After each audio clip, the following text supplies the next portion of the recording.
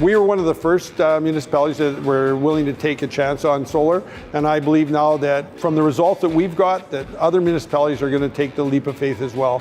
And it's not so much a leap of faith anymore because we have the facts and the figures to prove what you can achieve through this solar program.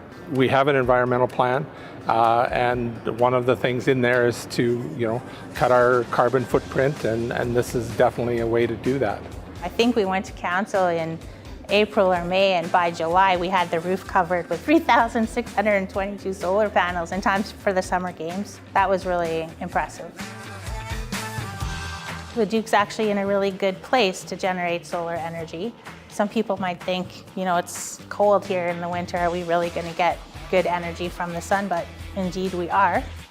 The savings get passed on in the form of lower cost to operate this facility. Ultimately, this is to the benefit of taxpayers. It's turned out to be much more successful than we first thought.